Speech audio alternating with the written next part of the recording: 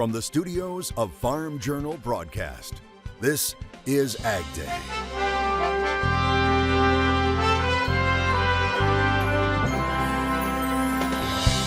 Keeping the old windmills turning. I get a lot of pleasure in saving some of this old stuff. One man's effort to make something old new again. High heat followed by days of rain. We preview soybean harvest in one part of Arkansas. It's going to be a disaster.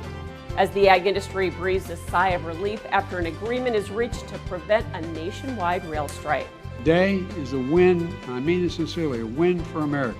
What the deal entails right now on AgDay. Good morning and welcome to AgDay. I'm Michelle Rook. Clinton is on assignment. It's good news for farmers and consumers. A tentative agreement has been reached to avert a national rail strike. After 20-plus hours of continuous negotiations, a deal was struck early Thursday morning between the National Carriers Conference Committee, representing the nation's leading railroads, and the remaining unions representing railroad workers. Every good that you need seems to end up on a rail getting delivered to where it needs to go. Today is a win, and I mean it sincerely, a win for America. Ag groups are extremely pleased with the development. A strike on any disruption in rail service would have imposed significant harm on the broad economy and agriculture, particularly on the eve of harvest. Having this uncertainty about rail service, which 30% of U.S. soybean exports are transported by railroads, that was really concerning. So we were very pleased to see the announcement on the tentative agreement between the two parties, and that's certainly a win for the American farmer. The deal would give rail unions representing 115,000 of their workers a 24% wage increase during the life of the contract. Now that's from 2020 to 2024. It would also provide improved working conditions. This is consistent with the recommendations of the Presidential Emergency Board. An immediate average payout of $11,000 will also be provided upon ratification by the union membership. I haven't seen yet an announcement of when those votes will take place. I anticipate that it'll be in the next several weeks. So that's why you see the word tentative ascribed to this agreement. My expectation is that the rank and file will approve it. Now, if an agreement between the two sides had not been reached by midnight on Friday, a railroad strike, lockout, or slowdown was possible. Throughout this past week, railroads had increasingly been dialing down and suspending service due to the potential for a network stoppage that would have started today. Ag Secretary Tom Vilsack commenting on the tentative agreement between the rail companies and union workers, calling the deal on Twitter, quote, a win for American workers, farmers, ranchers, and consumers. Adding, as farmers begin to harvest, they can do so with the confidence their products will get to the market without interruption, while consumers can breathe easier, knowing shelves will remain stocked, end quote. Vilsack touring the country right now to tout the Partnership for Climate Smart Commodities program. The Ag Secretary announcing billions of dollars in funding for several climate smart projects. AgDay's Clinton Griffiths talking with Vilsack after he made the announcement at Pennsylvania State University. He asked him what it means for big and small farming operations. And I think it's a sharing of information. It's an accumulation of information and knowledge about what works. I think farmers want to know that. I think they want to know how they might be able to be part of this, and so now they can go on the website and take a look at the various projects in their area, and it's across the board, major commodities, all states involved. And as you heard here, more than happy to participate in these programs. So if they're interested, they can join the effort. And you can see a complete list of all the climate smart commodity projects by heading to our website agweb.com. Just look for the story about it. As we first told you yesterday, AgDay's parent company, Farm Journal, has been named a lead partner on one of the climate smart projects. It's called the Connected Ag Climate Smart Commodities Pilot Project. USDA says the project will expand climate smart markets for many ag commodities. It will also provide direct payments, technical assistance, and data management strategies to producers of row crops, beef, dairy, pork, and other commodities to adopt climate smart practices and strategies. It will be handled by Trust in Food, the sustainability division of Farm Journal. Officials telling Clinton the project builds on the vision of Farm Journal founder Wilmer Atkinson. A lot of people have been asking me, why Farm Journal doing this, right? But if you think about what Wilmer Atkinson's vision was 146 years ago, it was about getting farmers trusted information. That's why we're here today 146 years later too, right? Climate smart agriculture is coming. It's going to create opportunities. It's going to create some risks. There's going to be new expectations for producers. We're here to help translate and to help make sure that the information that producers need and want is available to them. Some areas in the West have needed rain, but this may be a little too much too soon. Meteorologist Matt Yaroslavic has the details. That's right, Michelle. Just slight improvements in our drought monitor, which we'll take a look at here in just a little bit. But really looking at the root zone again, where we showed you yesterday, and we did see some improvements with our root zone, especially in the Great Lakes, across most of the east, but back in the west, still extremely dry. We're going to continue to see drier conditions in the west. Along the west coast, though, expecting a little bit more rainfall. But let's take a look at the drought monitor here. Over the last month, you'll see some of those changes. It improved a little bit, and there were slight improvements this week, not overall coverage of the drought, but the severity of the drought, especially in parts of the West, California, up to Oregon and Washington State. Parts of West Texas also saw some of those drought conditions become a little bit less. So it's something we'll continue to keep an eye on as we're heading through the next couple of weeks, really, and as we head through harvest and into the fall season. But here's a look at the precipitation over the next 10 days. We've got a lot going on out in the Northwest, across the Northern Plains, and then again in parts of the Four Corners region, something that we'll continue to track right here on Ag Day. And a great day to do a little harvesting in southern Indiana. Lucas Wendell of Rockport out harvesting corn this week, and Rockport is right on the border with Kentucky. Hope it turns out to be a great crop for you, Lucas. We'll have more on your forecast coming up. The leaders of China and Russia meeting as part of the Shanghai Cooperative Organization. The two sides holding talks in Uzbekistan. The group created as a counterweight to U.S. influence. Russian President Vladimir Putin thanking his Chinese counterpart Xi Jinping for what he called his balanced approach to the Ukrainian crisis. Putin also blasted what he said were Washington's ugly policies. The event is part of Xi's first foreign trip since the outbreak of the coronavirus pandemic, underscoring Beijing's desire to assert itself as a regional power. Well, we didn't trade this fundamental news, nor did many of the markets today. We'll talk about market analysis coming up. While some are celebrating the arrival of harvest, others are just looking to salvage what they can out of the fields. We check in on southeastern Arkansas. Ag Day is brought to you by Germinator Closing Wheels. Germinator, it's not just any closing wheel. Reach your yield potential. Get 10% off while supplies last.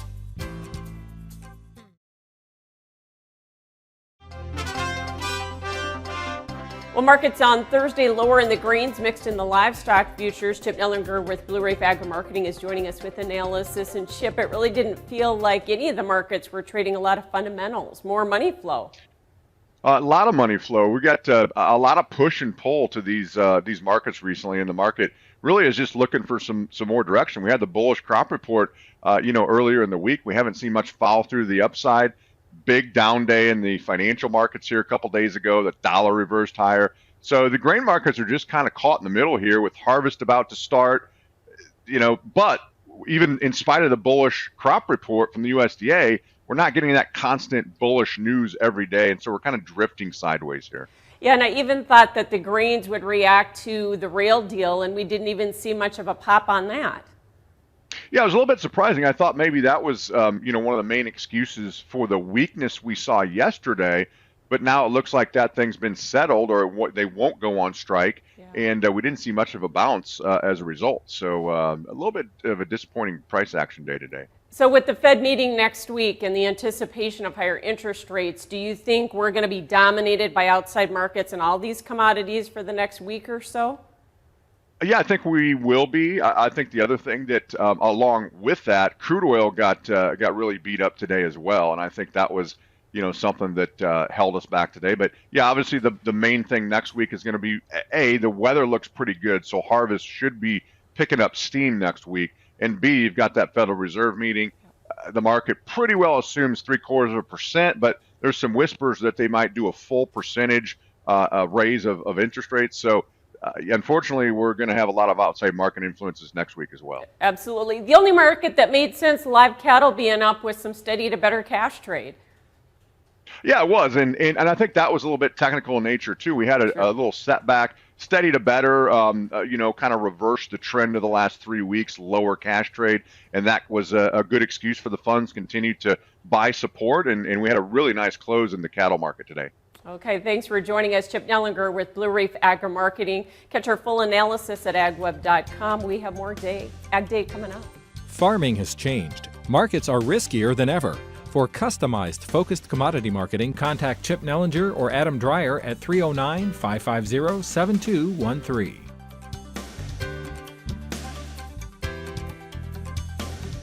Your next piece of equipment is on MachineryPete.com. Search equipment from dealerships across the country to find what you're looking for. Only on MachineryPete.com.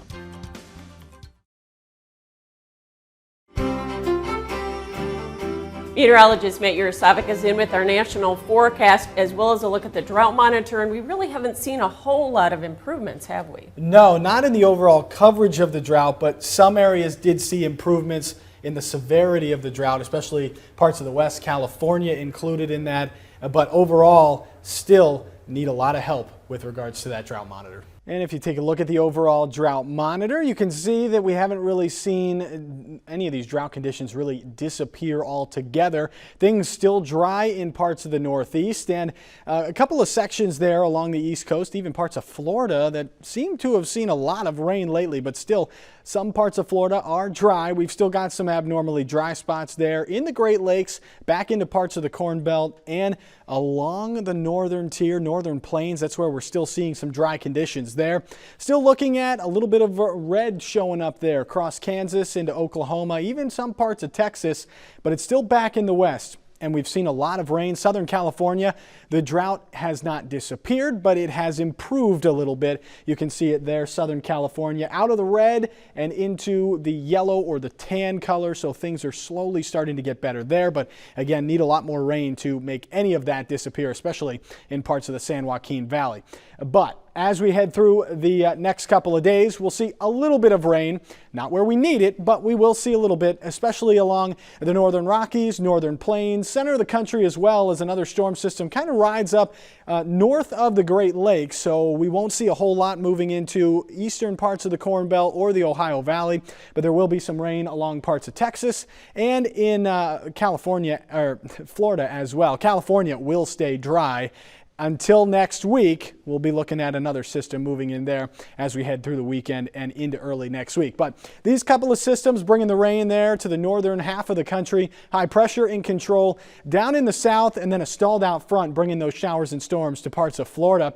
And as you can see, there is another storm system kind of dropping out of parts of Canada, and that's going to work its way along the west coast, eventually sliding on in to California by the start of next week, and that will bring us some more rain chances there, especially for northern California. Although the middle of the country is going to be warm and muggy, and we're going to see that heat increase, especially as we head into next week, and that's something that we'll continue to track right here on Ag Day. That's a look around the country. Now let's take a look at the weather where you live.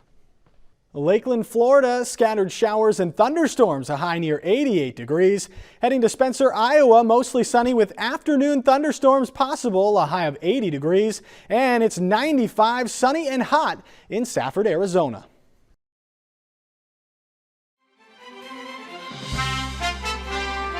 From drought to excessive rains, farmers in Arkansas have seen it all this growing season. The Arkansas Farm Bureau talked with some producers in the southeast part of the state about their harvest results. We knew we were going to pay double for our input costs this year. And it looked pretty good till July, and we started getting these high nighttime temperatures. I began to get a little concerned then about how it was going to affect our corn and cotton and soybeans. And then harvest rolled around, and then the week before harvest, a rain came in. It rained for 7 to 10 days, pretty consistent. Not big rains for us. We had about 3 inches. The south part of the county had 8. State line had 12 to 14. They had sprouted beans down there in the pod, which are unharvestable. Then we got into harvest and we had damage. Mold and swiveled up beans. The swivel beans we think came from the heat in July. The mold came from excessive moisture. We have a real big problem with red-banded stink bugs, and not a lot of products to kill those, but we sprayed 4 times, so we think we should have kept them cleaned. But we still had damage, running anywhere from 5 to 30%. And some of the elevators have changed their discount charts. 30%, they're taking $8.60 a bushel off your soybeans. So, you've heard some of these other guys talk about the excessive damage and things in our beans, and I know some of that is kind of hard to understand and put into layman's terms when you're not around it every day. But pretty much in a simplified form, when we're selling these soybeans to the elevators, like for instance, we have one just a couple miles down the road, they can set up their own discount schedule, and you get graded on the test weight, which is the weight of 1 bushel of your beans. And if it's not exactly to their specifications, you're going to get docked for that. You can get docked for moisture is another big one, damage, foreign material, splits, other factors such as musty, sour, or hot beans. If I'm spending $500 an acre to grow these soybeans, and I'm only making, I'm projected to make $600 an acre to make a profit. If they're pretty much taking more than $100 per acre from us after we've got all this weather events, and you'll see some of these damaged beans from these samples, and it's really just caused a conflict for us here this year. This is going to be a sad harvest for a lot of people. Ours is way off from what we normally are. I'm not complaining. I mean, maybe it's my turn to lose. I know those guys in Dumas took it on the chin last year. I mean, devastation, but we are truly going to be in a bind around here. And we thank the Arkansas Farm Bureau for that coverage. Windmills, they dot the horizon on many farms, and one man is helping keep them going in the country.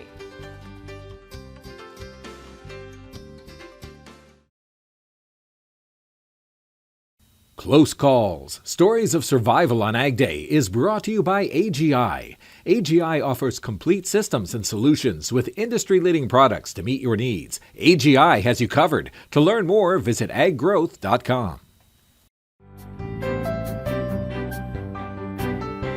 Windmills were once scattered across the North Dakota prairie. Early settlers used them to pump water from wells on their farms. Electricity eventually replaced wind-powered pumps, but as Jody Kurzman of KFYR reports, one North Dakota man is helping keep the windmill tradition alive. Warren Opp is a project guy. I cannot sit still. I gotta have projects. Bolts broke, and I get too many, but that's all right. Right now, he's got about a half dozen projects in the works. There it is. Most of them Somebody needs to fix that thing. are windmill related. 100% new cottonwood. Warren started restoring old windmills about 10 years ago. I've always been interested in them. He's refurbished 15 so far. We take them completely apart, replace anything that is wore out. When I get done with them, they are basically back to new. His collection has grown, and so has his knowledge of the different types of windmills. I love history. This is a retirement hobby Brought it back to new. that also takes Warren on regular trips down memory lane. Well, as a kid, I remember going to the well behind the garage with a pail and bringing drinking water to the house off in the windmill. He's got some battle wounds from his windmill repairs. I've got, this causes by woodworking at one point in time. I'm more careful with sharp objects now. Takes the creases out. But don't ask Warren to pick a favorite. I like them all. My favorite ones are the ones I still haven't got. And if Warren has anything to say about it, I get a lot of pleasure in saving some of this old stuff. windmills like these will never be gone with the wind. Near Lark, I'm Jody Kurzman, reporting for your News Leader. Thanks, Jody. That's all the time we have for this morning. From all of us here at AgDay, have yourself a great day.